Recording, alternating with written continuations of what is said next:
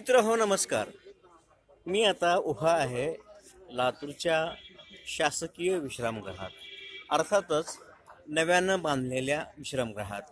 या ठिकाणी गाड्यांची इतकी गर्दी दिसतेय, तुम्हाला वाटलं असेल कुणी मंत्री किंवा तत्सम बडी व्यक्ती या ठिकाणी आली असेल.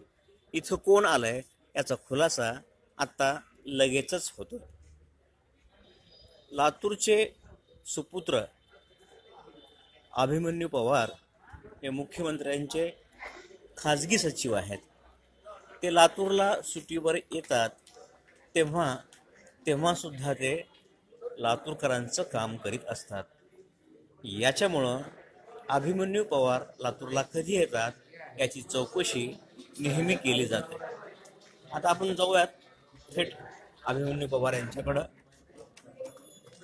या ठिकाणी बरीचशी मंडळी त्यांची प्रतीक्षा करते.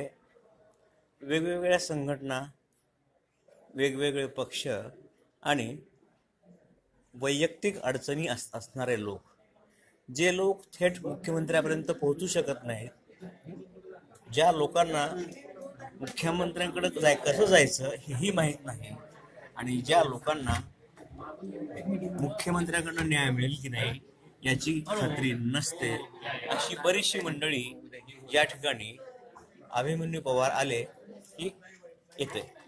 या ठिकाणी जात पात, धर्म, भेद, पक्ष असा कसलाही विधिनिषेध नसतो. या ठिकाणी असलेला एक व्यक्ती बघतोय आपण, अपंग आहे तो, आणि या अपंग व्यक्तीची अडचण अभिमन्यू पवार जाणून घेत आहेत. त्यांच्या प्रत्येक दौऱ्यामध्ये, त्यांच्या प्रत्येक लातूरला येण्यामध्ये त्यांचा तो वेळ खाजगी असतो, परंतु तो वेळ खाजगी कधीच जात नाही. कारण त्यांना आल्यानंतर संबंध लातूर जिल्ह्यातल्या लोकांना तोंड द्यावं लागतं, लोकांच्या अडचणी समजून घ्याव्या लागतात.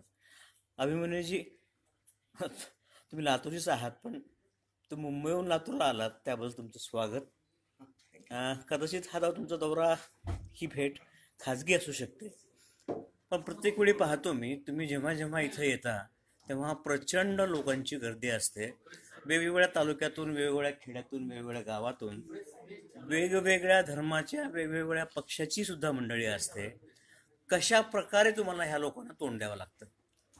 अनंत अडचणीत प्रत्येकांच्या, मी अडचणीत जाणून घेण्याचा प्रयत्न करतो. आणि माननीय मुख्यमंत्री जेवढ्या काय माझ्या स्तरावर होतात, मी इथल्या इथंच बहुसंख्येचा निपटारा मी इथंच करतो. अच्छा. परंतु ज्या काही माझ्या आवाक्याच्या बाहेर आहेत, मी माननीय मुख्यमंत्र्यांना सांगून त्या त्या खात्याच्या मंत्र्यांना विनंती करून मी ते प्रश्न मार्गी लावतो.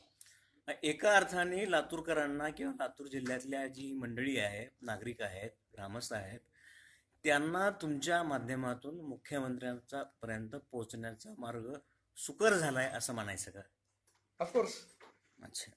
पण जेव्हा तुम्ही काही यातल्या बऱ्याचशा समस्या इथं सोडवता, इथल्याच पातळीवर सोडवता, अधिकाऱ्यांना सांगून सोडत असाल, आणि त्यातल्या काही ज्या थेट मुख्यमंत्र्यांकडे किंवा संबंधित विभागाकडे द्यायच्या असतात, तेव्हा मुख्यमंत्री तुम्हाला असं म्हणतात का, काय लातूरला जाताना नेहमी तिकडची कामं घेऊन येतात? नाही, माननीय मुख्यमंत्र्यांना इतकं ब्रॉड माइंड आहे, जे नागपूरला जेवढी ट्रीटमेंट देतात तेवढं लातूरला पण देतात. अच्छा. तसं सगळ्या जिल्ह्याला त्यांचं दुःख माप आहे. त्यात लातूरला मात्र त्यांनी कधीच हात आकारता घेतला नाही. तुम्ही कुठलाही विषय बघा, मुख्यमंत्र्यांनी, अगदी तुम्ही न्यायालयाच्या जागेचा विषय म्हणाल तर किती क्लिष्ट विषय होता. होय होय. तर माननीय मुख्यमंत्र्यांना मी सांगितलं की लातूरच्या वकिलाची मागणी किती रास्त आहे, कशी रास्त आहे. माननीय मुख्यमंत्र्यांनी इत्या वकिलाची वकिली मी मुख्यमंत्र्यांकडे केली, आणि माननीय मुख्यमंत्री अतिशय मोठ्या मनानं, शासनाला दंड बसणार आहे माहीत असताना सुद्धा, की माननीय मुख्यमंत्र्यांनी ते मोठ्या मनानं, कारण स्वतः मुख्यमंत्री वकील आहेत, त्यांना वकिलांच्या अडचणी माहिती आहेत, आणि ही जागा अगदी किरकोळ फुटकळ 19 पैसे स्क्वेअर फीटवर 99 वर्षासाठी दिली गेली होती, आणि ते लातूरच्या जनतेलाही मान्य नव्हतं, वकिलांना तर मान्य नव्हतं, वकिलांनी तर संघर्षच केला होता. परंतु वकिलाच्या बाजूनं उभारायची भूमिका माननीय मुख्यमंत्र्यांनी घेतली. आज तुम्ही बघाल तर योगायोगानं आणि सुदैवानं लातूरचे चीफ जस्टिस आहेत. दुर्दैवाने त्यांच्या वडिलांचं कालच निधन झालं. मी आज त्यांच्या कुटुंबियांना सांत्वन करायला माननीय मुख्यमंत्र्यांच्या वतीने नाही, माझ्या स्वतःच्या वतीने गेलो होतो. त्यांच्या दुःखात आम्ही पूर्ण सहभागी आहोत. माननीय मुख्यमंत्र्यांच्या हस्ते आणि माननीय चीफ जस्टिस यांच्या हस्ते लवकरच भूमिपूजन करावं असा आमचा मानस आहे, आणि त्या दृष्टीने आमचं मार्गक्रमण चाललंय.